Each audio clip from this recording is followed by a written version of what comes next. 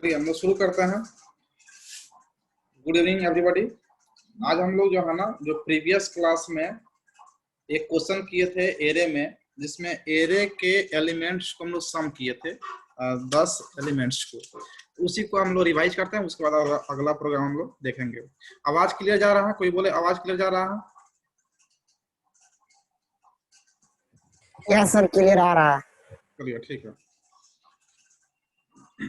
हम लोग जो है ना प्रीवियस क्लास में जो किए थे उसको एक बार रिवाइज कर लेते हैं कि अगर हमें 10 एलिमेंट को एरे में ऐड करना है तो कैसे करेंगे, अगर हम 100 ऐड करना है तो कितना कैसे करेंगे, और 50 करना तो कैसे करेंगे। ऐसा क्वेश्चन पूछा जा सकता है जो हम लोग प्रीवियस क्लास में कर चुके हैं।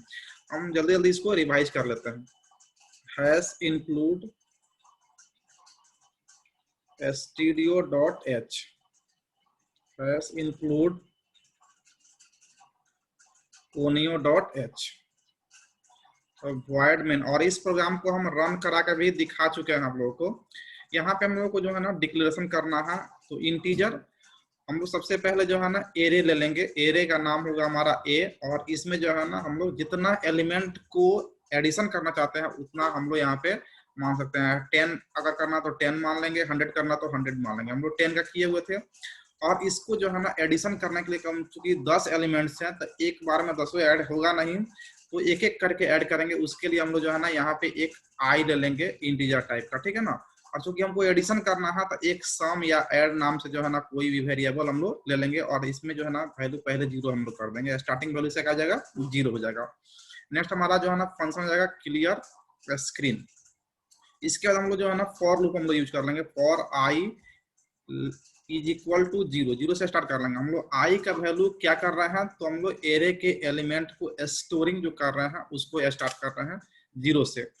0 लोकेशन पे होगा। फिर आई का वैल्यू जो है ना बढ़ करके जाएगा लेस देन 10 तक। चूंकि 0 से स्टार्ट कर रहा है तो 9 तक जाएगा, इसलिए 10 से छोटा होगा। और उसके बाद में आई का वैल्यू जो है हम लोग एक एक करके इंक्रीमेंट कर लिए हैं। फिर यहाँ पे हम लोग प्रिंट एफ कर लेंगे। Print F inter array elements, array elements. तो यहाँ पे जो है ना इंटर एरे एलिमेंट्स और इक्वल टू कर लेंगे कि अच्छा दिखेगा प्रिंटिंग होगा तो। और यहाँ पे जाएगा हमारा स्कैनएफ से हम लोग रीड कर लेंगे। स्कैनएफ परसेंटेज डी, और यहाँ पे m% एरे का नाम और उसका जो है ना सब स्क्रिप्ट के साथ में आई। चूंकि आई हम लोग एक एक करके जो है ना इंक्रीमेंट कर रहे हैं 0 से लेकर के 10 तक। तो आई का वैल्यू पहले 0 होगा, फिर 1 होगा, फिर 2 होगा, इस से लेकर 9 तक जाएगा। और इसके बाद जो है ना जब हमारा एंट्री होता जाएगा, एक एक करके एंट्री होता जाएगा, और एक एक करके हम लोग उसमें सम भी करते जाएंगे। यहाँ पे लिख देंगे हम लोग sum is equal to sum plus A I. आप ध्यान रखेंगे कि पहले हम लोग जो एडिशन कर रहे थे तो जहाँ एरे नहीं हम लोग पढ़ रहे थे तो सम कर रहे थे, सम प्लस आई कर रहे थे, sum equal to sum plus I. लेकिन यहाँ पे ए ऑफ आई कर रहे हैं, ये हो गया बस एरे। और सम करने के बाद हम लोग यहाँ पे प्रिंट एफ कर लिए थे। Print F sum of array elements is equal to percentage d, और प्रिंट हम लोग क्या करना है, तो सम प्रिंट करना है। बस हो गया। यहाँ पे हम लोग गेट ch पुट कर दिए और ये हमारा प्रोग्राम जो है ना कंप्लीट हो गया। इसी को हम लोग जो है ना रन करके जो है ना एक्सिक्यूट करके देखे थे, जो कल हम आपको भेजे थे। अब इसको कैसे करेंगे, तो यहाँ पे जो है ना आपका हम उसमें भी बता चुके थे कल क्लास में कि ये जो है ना आपका एरे है वो यहाँ पे ए नाम से 10 लोकेशन जो है ना यहाँ पे आपको क्रिएट कर लेगा। 1 2 3 4 5 6 7 8 9 10। यहाँ पे हो जाएगा आपका ए 0, उस तरह से हो जाएगा यहाँ पे ए और 1, इस तरह से जो है ना आपको ए 9 तक यहाँ से आ जाएगा। 9 तक क्यों, क्योंकि 0 से आप स्टार्ट किए हुए हैं। और इसमें जो है ना आप एंट्री यहाँ पे करते जाएंगे वैल्यू को। अब यहाँ पे जो है ना जब आपका आई का वैल्यू 1 होगा, देखिए यहाँ पे फॉर आई इक्वल टू 1, यहाँ पे चेक करेगा कि क्या, सॉरी 0, क्या 0 छोटा है 10 से, ये कंडीशन ट्रू होगा। जब कंडीशन ट्रू होगा तब कंट्रोल जो है ना एंट्री कर जाएगा इसमें, ठीक है ना। और यहाँ पे लिखेगा print F inter array elements. जब आप इंटर करेंगे वैल्यू तो यहाँ से आपका वैल्यू रीड करना शुरू हो जाएगा। मान लीजिए पहला वैल्यू हम यहाँ पे रीड कर दिए 5, पहला एलिमेंट क्या हो गया 5। अब यहाँ पे आएगा सम, और सम में यहाँ पे ऐड करेगा सम इक्वल टू, यहाँ पे लिखा हुआ sum equal to sum plus A of I का वैल्यू क्या लेगा यहाँ पे 0, क्योंकि 0 पे एंट्री किया हम। तो यहाँ पे सम का वैल्यू पहले हो गया 0 और प्लस ए ऑफ आई का वैल्यू कितना है, देखिए यहाँ पे ए ऑफ आई का वैल्यू कितना है 5, तो इसको ऐड कर लेगा, ये हो जाएगा आपका वैल्यू 5। ठीक उसी प्रकार जब यहाँ पे आएगा कंट्रोल आपका ये काम करने के बाद आएगा, तो फिर आपके जो है ना ये इंक्रीमेंट कर लेगा। जब ध्यान रखेंगे ये इसका जो है ना बॉडी हो रहा है, जब अंतिम में कंट्रोल आएगा तो यहाँ पे आकर के यहाँ से जो है ना इंक्रीमेंट जाकर के करेगा। और ये इंक्रीमेंट कब नहीं करेगा और कब तक करेगा, तो ये जब तक, देखिए यहाँ पे फॉर लूप का जो मिडिल कंडीशन है, ये कंडीशन जब तक फॉल्स नहीं होगा तब तक ये इंक्रीमेंट करते जाएगा और इस लूप को चलाते जाएगा। जब ये कंडीशन आपका फॉल्स होगा तभी ये लूप से बाहर आएगा। और फॉल्स तो तब होगा जब आई का वैल्यू 10 हो जाएगा, तो आई का वैल्यू फिर इंक्रीमेंट करके 1 हो जाएगा, तो 1 पे वैल्यू मान लीजिए यहाँ पे -3 स्टोर कर लिया। फिर यहाँ पे आई का वैल्यू बढ़ेगा और फिर यहाँ पे 4 स्टोर कर लिया, 0 स्टोर कर लिया, 9, 6, 13, 17 मान लेते हैं इस तरह का जो है ना 51, 62 इस तरह का जो है ना वैल्यू स्टोर करेगा। तो इन सारे को जो है ना यहाँ पे एडिशन करेगा और जब एडिशन कंप्लीट होगा तब जब आ जाकर के यहाँ पे जो है ना, जब जैसे ही आई का वैल्यू यहाँ पे 10 होगा, आई का वैल्यू 10, तो चेक करेगा 10 is less than 10, condition false. तो इसी कंडीशन फॉल्स होगा, ये लूप से क्या हो जाएगा, यहाँ से बाहर आ जाएगा। और प्रिंटफ में सम ऑफ एरे एलिमेंट, इसका आउटपुट आएगा इस तरह का, sum of array elements equal to, जैसा आप लिखे हैं, और परसेंटेज डी की जगह पर किसका वैल्यू आएगा, सम का। तो यहाँ पे जो भी सम में आंसर आपका आएगा उसको यहाँ पे क्या करेगा, प्रिंट करेगा। इस तरह का आउटपुट आएगा, जब हम लोग प्रीवियस क्लास में देख चुके हैं। आज हम लोग एक और प्रोग्राम करेंगे और वो प्रोग्राम बहुत ही इंपॉर्टेंट है, बार बार एग्जाम में पूछा जाता है। क्वेश्चन है आपका, write a program to find largest elements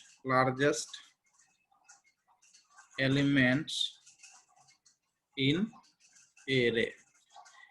question हो गया कि आपको जो है ना एरे में बहुत सारे नंबर्स को आप एंट्री कर रहे हैं, चाहे वो नंबर आपका 5 हो या 10 हो या 20 हो या 100 हो या 1000 हो, उसमें सबसे बड़ा वैल्यू कौन है उसको आपको निकाल लेना। मान लीजिए कि हम 10 वैल्यू को एंट्री कर रहे हैं एरे में, और उस 10 में जो है ना कौन सा सबसे ग्रेटर है उसको हमें निकाल करके आंसर प्रिंट कर देना, बस यही प्रोग्राम है। क्वेश्चन समझ में आ गया। क्वेश्चन है कि आप 10 वैल्यू को मान लेते हैं एंट्री कर रहे हैं एरे में, तो 10 वैल्यू में कुछ भी हो सकता है। जैसे कि हम एग्जांपल में आप ले रहे हैं, जैसे पहला वैल्यू हम डाल दिया 13, दूसरा वैल्यू डाल दिया 0, तीसरा -6, चौथा हो गया 10, 51, 65, 3, -9, 8 और 11, ठीक है ना। यहाँ पे 1 2 3 4 5 6 7 8 9 10 वैल्यू हो गया। अब इन सारे वैल्यू को आप एक बार जो है ना एंट्री कर दिए, और इसमें से आपको सबसे जो बड़ा है कंपेयर करके सबसे बड़ा वाला को प्रिंट कर देना है। तो इसमें सबसे बड़ा जो है आपका, देखिए इसमें 65 हो रहा है सबसे बड़ा, तो आपका जो आंसर होगा प्रिंटिंग वो 65 आना चाहिए, प्रिंटफ में 65 आना चाहिए। तो इन सारे वैल्यू को हम डालेंगे और उसको में कंपेयर करेंगे हम लोग इफ एल्स लगाकर। वैल्यू 10 को एंट्री करना, देखिए एक से अधिक वैल्यू जब आपको एंट्री करना होगा तो आपको फॉर लूप लेना पड़ेगा, और उसके बाद में फिर फॉर लूप लगाकर उसमें इफ एल्स लगाएंगे और अब 10 वैल्यू को एक दूसरे से कंपेयर करेंगे। जो वैल्यू सबसे बड़ा होगा वो हमको मिलेगा, उसको प्रिंट करेंगे। कैसे कंपेयर करेंगे देखिए प्रोग्राम हम लोग करते हैं। आसान प्रोग्राम है, सिर्फ आप देख लेंगे तो आसानी से जो है ना प्रोग्राम आराम से हम बना सकते हैं, क्योंकि बार बार पूछा था और पूछा हुआ क्वेश्चन है। क्वेश्चन हम लोग लेंगे इसे hash include stdio.h, hash include conio.h, void main। उसके बाद जो है ना आपको यही, आप चूंकि एरे का प्रोग्राम कर रहे हैं तो आपको एरे मानना पड़ेगा। तो पहला हमारा हो गया इंटीजर टाइप का, और एरे हम ए नाम से ही ले रहे हैं, और इसमें हम जो है ना 10 या 50 या 20 कुछ भी साइज आप ले सकते हैं, आप फ्री हैं। हम 10 ही साइज इसमें ले रहे हैं। आप कह सकते हैं कि क्या 100 ले सकते हैं, हाँ 100 ले सकते हैं। ये भी कर सकते हैं हमको 10 ही एलिमेंट एंट्री करना है तो 100 ले सकते हैं, हाँ ले सकते हैं, कोई दिक्कत नहीं। बाकी स्पेस इसमें क्या हो जाएगा, बैक एंड रह जाएगा। सेकंड चीज है इसमें, क्योंकि फॉर लूप लगाएंगे तो उसके लिए हमको आई चाहिए। उसका क्या करना, हमको लार्जेस्ट निकालना है। तो हम एक नाम मान लेते हैं यहाँ पे, लार्ज या लार्जेस्ट मान लेते हैं, लार्जेस्ट ही मान लेते हैं, ठीक है, लार्जेस्ट। ओके, उसके बाद में हम लोग यहाँ पे क्लियर स्क्रीन कर लेते हैं। यहाँ पे हम लोग क्या करना है कि वैल्यू को एंट्री करेंगे फॉर लूप से, ठीक है। फॉर लूप यहाँ पे लगाते हैं, for i is equal to 0, i less than 10 और i प्लस प्लस। और उसके बाद यहाँ पे क्या करेंगे, वही काम, दसों वैल्यू को एंट्री पहले कर लेंगे। Print F inter array elements, array elements को हम एंट्री कर रहे हैं। इसके बाद में इसको रीड कर लेंगे स्कैनएफ से, परसेंटेज डी और यहाँ m% a ऑफ i। यहाँ पे 10 नहीं देंगे, a ऑफ i, चूंकि एक एक करके हम करना है। i का वैल्यू पहले 0 लेगा, फिर 1 2 3 इस तरह से रीड करेगा। और उसके बाद में जब सारे वैल्यू को हम लोग रीड कर लेंगे, सभी वैल्यू को, यानी कि 10 वैल्यू को हम रीड कर लेंगे, तो रीड करने के बाद यानी कि मेमोरी में 10 वैल्यू एंट्री करने के बाद हम लोग एक वैल्यू को एलोकेट कर लेंगे लार्जेस्ट। क्या करेंगे, लार्जेस्ट, यहाँ पे जो है ना आपका जो लार्जेस्ट ऊपर माने हुए हैं, तो लार्जेस्ट इक्वल टू हम मान लेंगे कौन सा एलिमेंट, तो एरे का पहला एलिमेंट। देखिए एरे का कौन सा हो गया, पहला एलिमेंट, यानी कि पहले एलिमेंट को ही हम क्या मान लिए कि सबसे बड़ा, ये मान लिए सबसे बड़ा नहीं है, बड़ा कुछ भी हो सकता है, इसमें से पहला भी हो सकता है, अंतिम भी हो सकता है, और बीच में कोई भी हो सकता है। तो हम सिर्फ मान लिए हैं कि पहला जो एलिमेंट है वो हमारा क्या है, लार्जेस्ट। क्योंकि यहाँ पे देखिए ए नाम से जो है ना हमारा 10 गो स्पेस मेमोरी में क्रिएट हो चुका है। ए 1 2 3 4 5 6 7 8 9 और 10। तो यहाँ पे ए ऑफ 0 एलिमेंट यहाँ पे होगा, A of 1, A of 2, A of 3, A of 4, A of 5, a of 6, a of 7, a of 8 और a of 9। देखिए 0 से शुरू हुआ तो 9 तक आ गया आपका, ठीक है। लेकिन हम पहले एलिमेंट को देखिए, हम फर्स्ट एलिमेंट को जो है ना 0 मान लिए, यहाँ देखिए, सॉरी, फर्स्ट एलिमेंट को हम क्या मान लिए, लार्जेस्ट, की यही हमारा क्या है, लार्जेस्ट है। अब इसके बाद क्या करेंगे, इससे हम लोग कंपेयर करेंगे, सारे एलिमेंट को कंपेयर करेंगे। मान लीजिए दूसरे एलिमेंट को कंपेयर किए, अगर वो उससे छोटा है तो ठीक है, कोई बात नहीं, हमारा पहला वाला ही बड़ा है। लेकिन उससे कोई बड़ा मिलेगा तो हम उस वैल्यू को रिप्लेस कर देंगे। मान लीजिए हमारा पांचवा एलिमेंट जो है ना पहला वाला से बड़ा मिल गया, तो पांचवा वाला को हम बड़ा मान लेंगे। फिर छठा से कंपेयर करेंगे, छठा बड़ा मिल गया तो छठा वाला को बड़ा मान लेंगे, इससे करते जाएंगे। अब इसके लिए हमें क्या करना पड़ेगा, यहाँ पे फॉर लूप फिर से हमें लगाना पड़ेगा। For i is equal to 0, i less than 10 और i प्लस प्लस। यहाँ हो जाएगा हमारे, इसमें इफ एल्स लगाना पड़ेगा हमको कंपेयर करने के लिए। कंपेयर कर रहे हैं यहाँ पे, if a of i, a of i नहीं, यहाँ पे हम लोग a ऑफ i को कंपेयर कर रहे हैं, a ऑफ 0 को कंपेयर कर रहे हैं, ठीक है ना। a ऑफ 0 को कंपेयर कर रहे हैं, क्योंकि a ऑफ 0 को हम क्या मान लिए, लार्जेस्ट मान लिए हैं। Is greater then largest. अब देखिए लार्जेस्ट तो ग्रेटर नहीं होगा, क्योंकि यहाँ पे 0 जो है ना आप मान लिए हैं, 0 नहीं होगा, यहाँ पे क्या मानना पड़ेगा आपको, a ऑफ i। यहाँ पे मिस्टेक हो गया है, यहाँ पे a ऑफ i ही हमको मानना पड़ेगा, a ऑफ i। अब यहाँ पे a ऑफ 0 को हटा के a ऑफ i हम क्यों माने हैं, ये देखिए इसका कारण क्या है। कारण ये है कि आप लार्जेस्ट तो मान लिया a ऑफ 0 को, तो फिर यहाँ पे a ऑफ 0 को मानने का मतलब क्या है, लार्जेस्ट बराबर है a ऑफ 0। तो हमको यहाँ पे a ऑफ i से कंपेयर करना है कि i का 0 वैल्यू से तो कंपेयर करेंगे नहीं, क्योंकि पहला तो हम मान ही लिए हैं। तो 1 वाले से कंपेयर करेंगे, i का वैल्यू 1 पे रख करके, i का वैल्यू 2 रख के, i का वैल्यू 3 रख के सबसे कंपेयर करेंगे। अगर ये बड़ा हुआ, ये कंडीशन ट्रू, फॉल्स हुआ तो कोई बात नहीं है, लेकिन अगर ट्रू हुआ तो क्या होगा, ट्रू होगा तो इसका मतलब लार्जेस्ट कौन हो जाएगा, तो लार्जेस्ट हमारा हो जाएगा a ऑफ i। तो यहाँ पे आप मान लेंगे largest equal to a of i, बस यही आपका कंडीशन हो जाएगा। और उसके बाद जो है ना आप यहाँ पे इसको जो है ना आप क्लोज कर दिए। ये फॉर लूप हमारा कंप्लीट हो गया। फॉर लूप कंप्लीट होने के बाद जो है ना आपको क्या करना है कि इसको प्रिंट कर देना है। तो प्रिंट एफ यहाँ पे लगा देंगे, printf largest element is equal to percentage d, और यहाँ पे हमको प्रिंट क्या करना है, तो लार्जेस्ट, तो लार्जेस्ट में अब उसको प्रिंट कर देंगे। यहाँ पे हम डाल देंगे गेट सी एच, और ये हमारा जो है ना मेन क्लोज हो गया। बस यही कॉन्सेप्ट है। अब देखिए कैसे ये कंपेयर करेगा। जैसे कि हम मान लेते हैं यहाँ पे 10 एलिमेंट एंट्री कर दिया। देखिए यहाँ तक देखिए जो ये आपका दूसरा कलर ले लेता है, ये जो आपका फॉर लूप है ये कुछ नहीं है, सिर्फ और सिर्फ 10 वैल्यू को एंट्री करने के लिए। ये जो फॉर लूप लगाए हैं इतना में सिर्फ और सिर्फ 10 वैल्यू को हम एंट्री कर रहे हैं कहाँ पे, तो मेमोरी में। और एक काम और कर रहे हैं क्या कि लार्जेस्ट हम मान लिए किसको, पहले एलिमेंट को। जैसे हम यहाँ पे एंट्री किए हैं पहला वाला जो है ना, ये जो हम डाले हुए हैं इसको हम इसमें डाल देते हैं।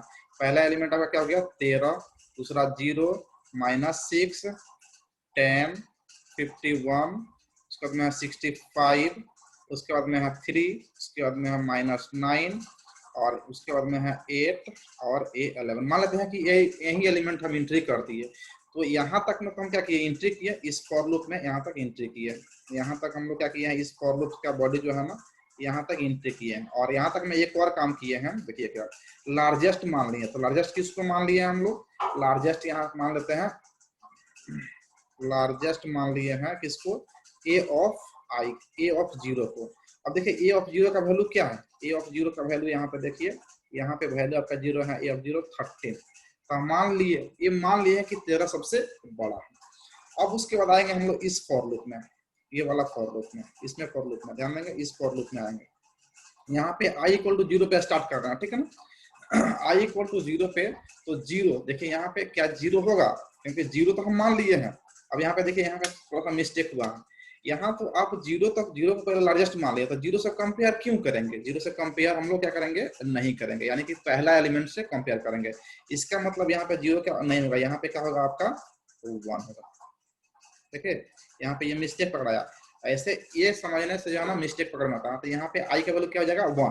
तो यहाँ पे 0 क्यों नहीं लिया, क्योंकि 0 का वैल्यू आप लार्जेस्ट मान चुके हैं, तो उसी से कंपेयर क्यों करेंगे, जब जिसको मान ले उसको कंपेयर नहीं, उसके अगला वाला से कंपेयर करेंगे। तो यहाँ पे i का वैल्यू 1 आएगा। देखिए इसमें हमारा है इफ एल्स में ये कंडीशन ट्रू होगा, फॉर वाला कंडीशन ट्रू होगा, क्योंकि i का वैल्यू 1 10 से छोटा है, कंडीशन ट्रू होगा, और कंट्रोल आपका एंट्री कर जाएगा अब फॉर वाला में।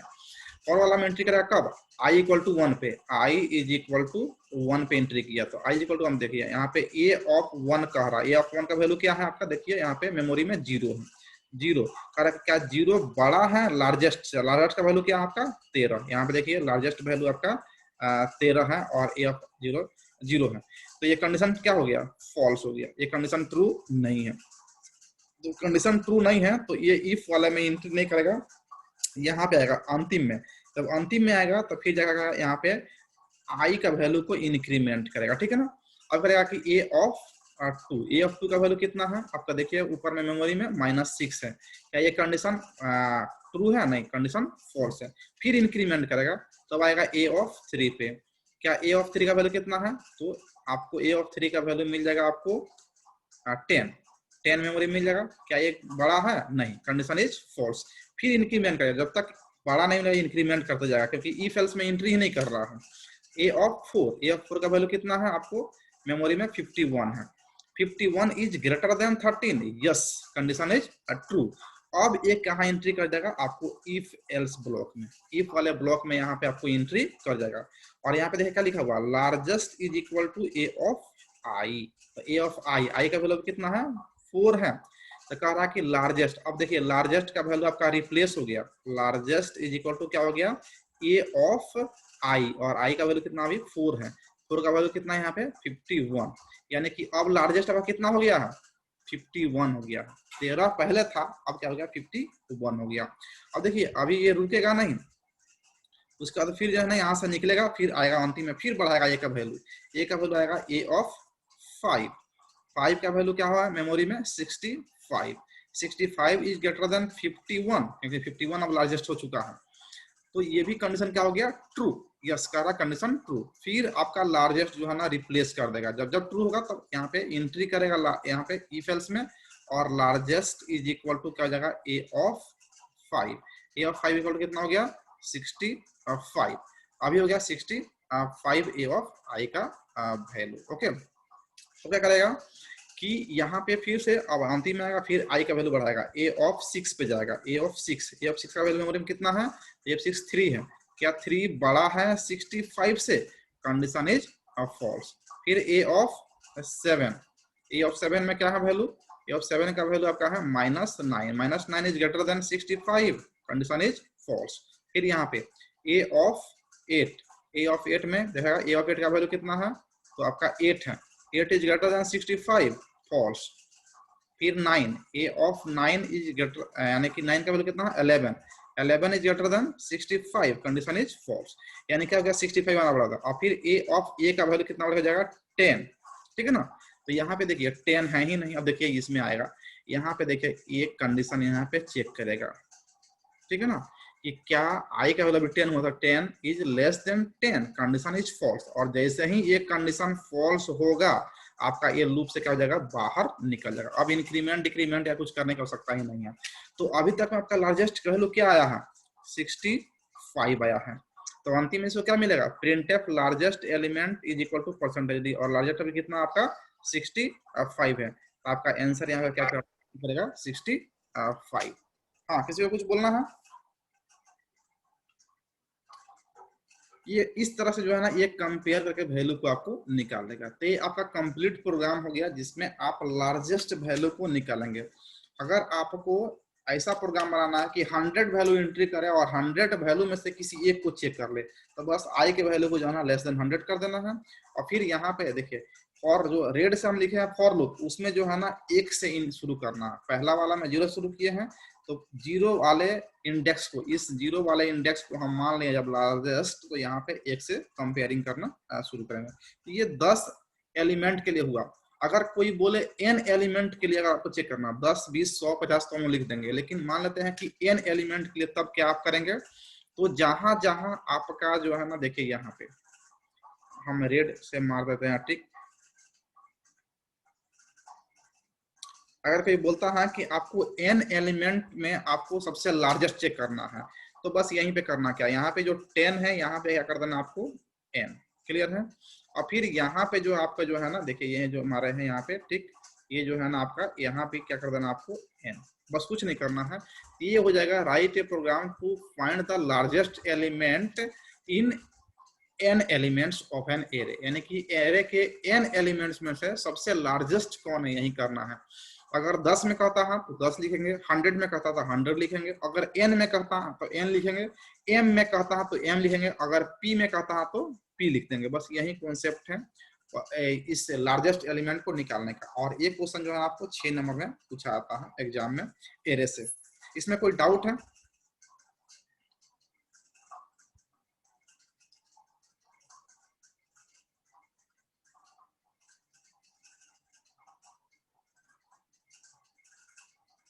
किसी को डाउट है तो बोलो, मैं तो हम आगे बढ़ते हैं।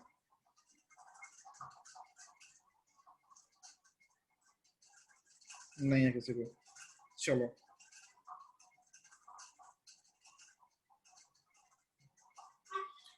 हाँ, अब जो है ना हम लोग को जो है ना, अभी तक में जो टॉपिक हुआ, हम एक बार देख लेते हैं। यहाँ पे पहला हो गया कि एरे क्या होता है, दूसरा हम लोग देखे थे डिक्लेरेशन ऑफ एन एरे, तीसरा हो गया इनिशियलाइजेशन ऑफ एन एरे, उसके बाद हम लोग देखे टाइप्स ऑफ एन एरे, उसके बाद देखिए प्रोग्राम, ठीक है ना, सम ऑफ एरे एलिमेंट्स, ठीक है ना। ये हो गया आपका प्रोग्राम हो गया। दूसरा प्रोग्राम देखे कि लार्जेस्ट एलिमेंट्स इन एरे कैसे फाइंड करते हैं। और इसके बाद हम लोग का बचता है क्या, advantage and disadvantage of an array, ठीक है ना। और प्रोग्राम तीसरा प्रोग्राम क्या बचता है, कि addition of an array elements. तो एडिशन हम लोग कर चुके हैं, तो यहाँ पे एरे एलिमेंट्स नहीं बल्कि मैट्रिक्स, एडिशन ऑफ मैट्रिक्स। और फिर चौथा हो जाएगा मल्टीप्लीकेशन ऑफ मैट्रिक्स।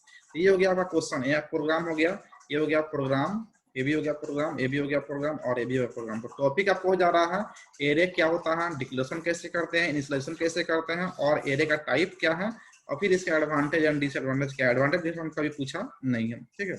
तो ये 4-5 को टॉपिक हो गया, और प्रोग्राम जो हम लोग जो है ना इसमें 4 कर रहे हैं। जो आप क्वेश्चन बैंक बनाएंगे तो इसमें सारा क्वेश्चन जो है ना इसमें से मिल जाएगा जो पूछा हुआ गया है, ठीक है ना। ये क्वेश्चन पूछा था आपको एडिशन ऑफ मैट्रिक्स और मल्टीप्लीकेशन ऑफ मैट्रिक्स, ये जो है ना 6 नंबर में जो है ना मैक्सिमम टाइप पूछा गया है। ये दोनों जो है ना प्रोग्राम एरे का बहुत ही इंपॉर्टेंट है, तो इसको भी हम लोग करेंगे। अभी हम लोग देख सकते हैं advantage and disadvantage of an array. Array का एडवांटेज और डिसएडवांटेज क्या है।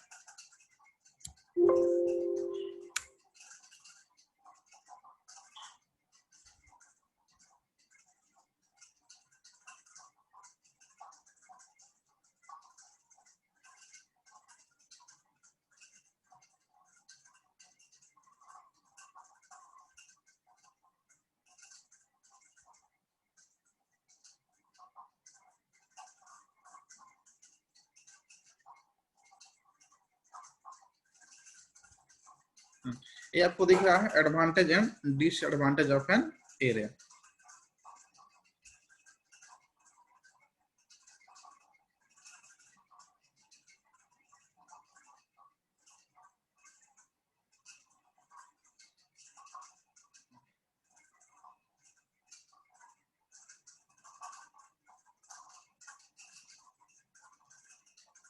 ठीक है, ये है आपका एडवांटेज, ये हो गया आपका डिसएडवांटेज। तो एडवांटेज और डिसएडवांटेज अभी तक हम लोग देखते आ रहे हैं।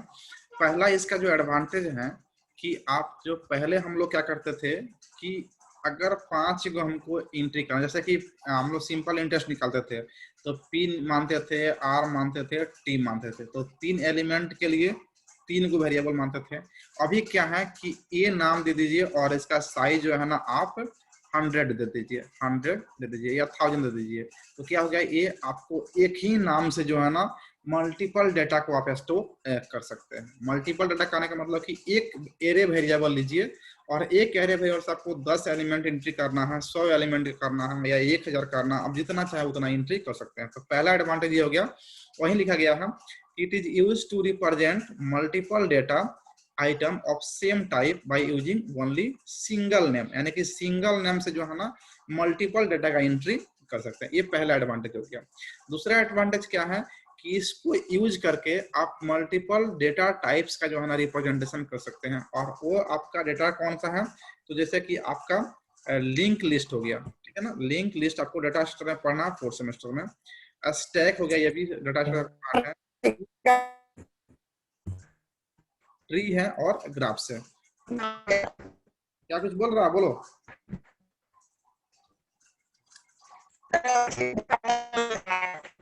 आवाज नहीं आ रहा।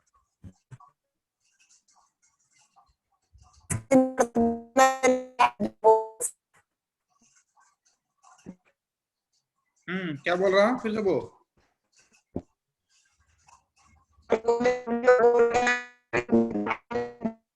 आवाज जो है ना तुम्हारा जो है ना गड़गड़ा रहा, कुछ भी नहीं सुनाई दे रहा यहाँ पे।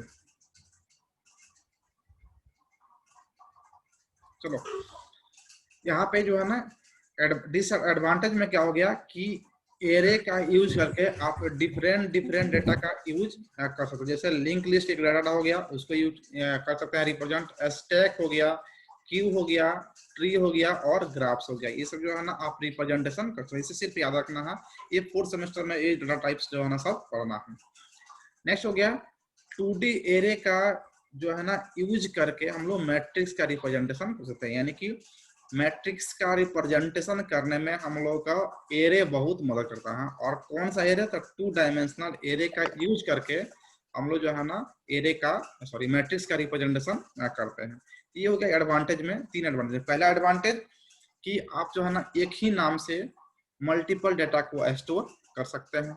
दूसरा कि इसका यूज करके आप डिफरेंट डिफरेंट डेटा का रिप्रेजेंटेशन कर सकते हैं, जैसे एरे लिंक लिस्ट हो गया, स्टैक हो गया, क्यू हो गया, ट्री हो गया, ग्राफ हो गया, इसका रिप्रेजेंटेशन कर सकते हैं। तीसरा है कि मैट्रिक्स का रिप्रेजेंटेशन करने में हमें मदद मिलती है एरे से, और 2 डायमेंशन का उपयोग करके हम लोग मैट्रिक्स को आसानी से कंप्यूटर में रिप्रेजेंट कर लेते हैं। ठीक है ना। नेक्स्ट हो गया आपका इसका डिसएडवांटेज, कि डिसएडवांटेज इसका क्या है।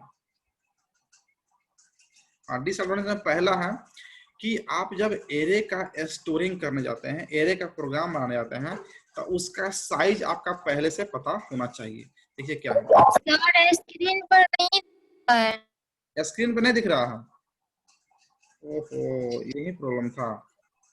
अच्छा, शेयर करना पड़ेगा यहाँ पे। ओके ओके, एक मिनट।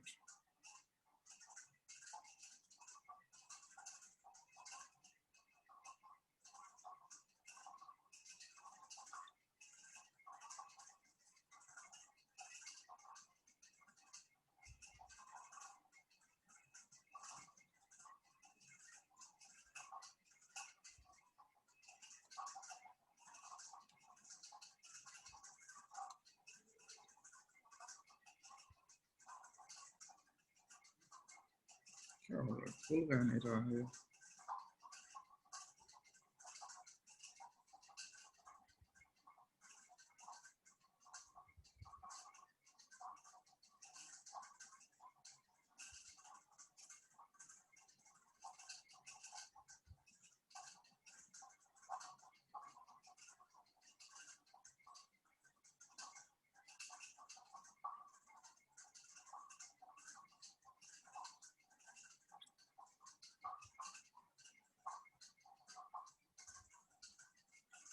चलो, अब दिख रहा है। Yes sir.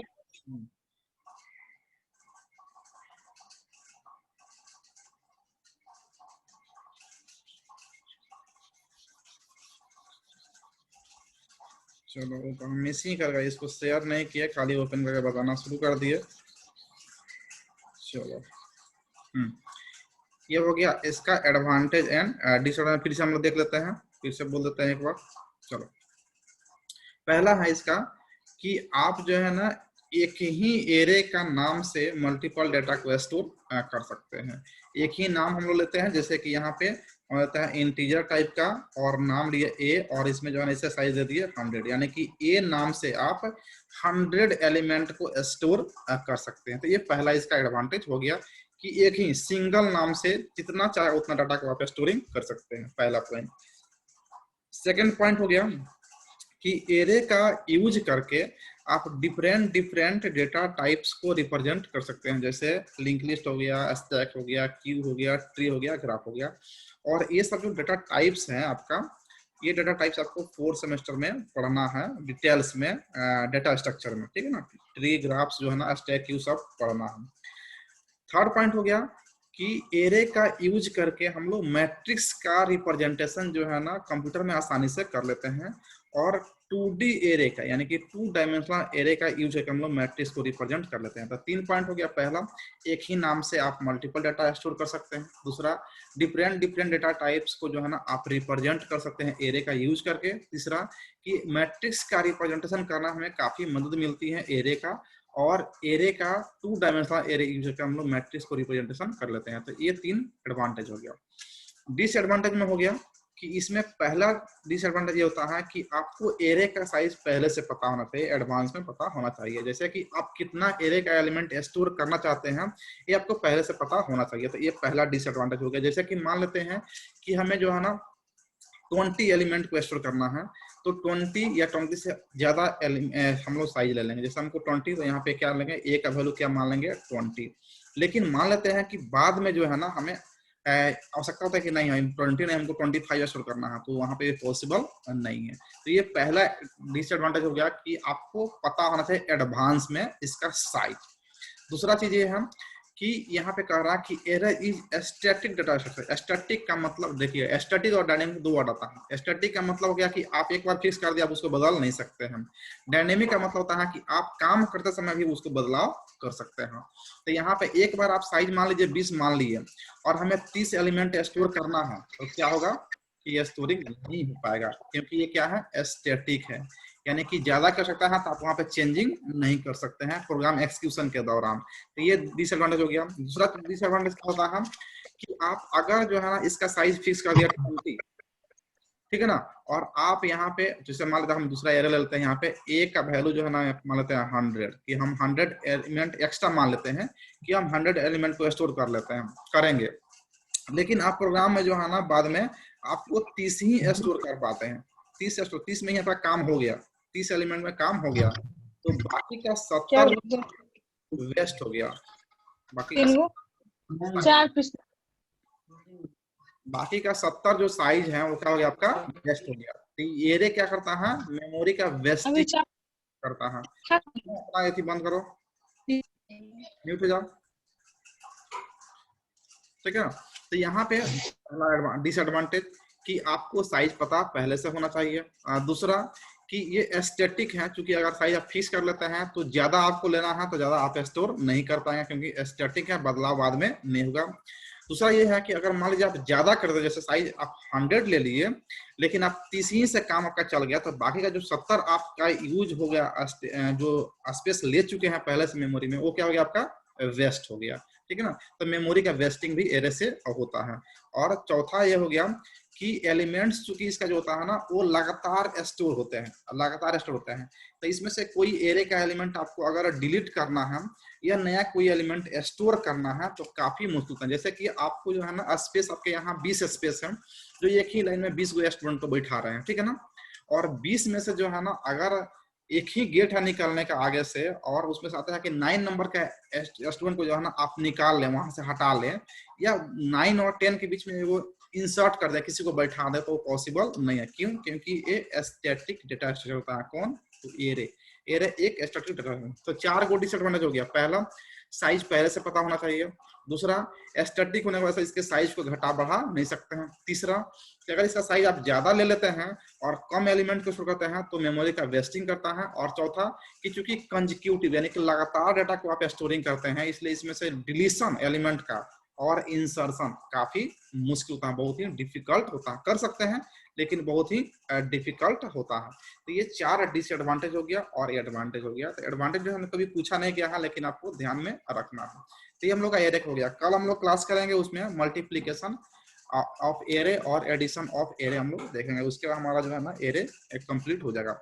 इससे संबंधित और भी कोई क्वेश्चन पूछा गया है तो हम लोग आगे करेंगे, आगे क्लास में करेंगे एरे से, ठीक है। आज इतना ही, टाइम भी कंप्लीट हो गया, 1 मिनट में अपने आप ये एग्जिट कर जाएगा। चलिए, और कोई क्वेश्चन है इसमें से, इससे संबंधित?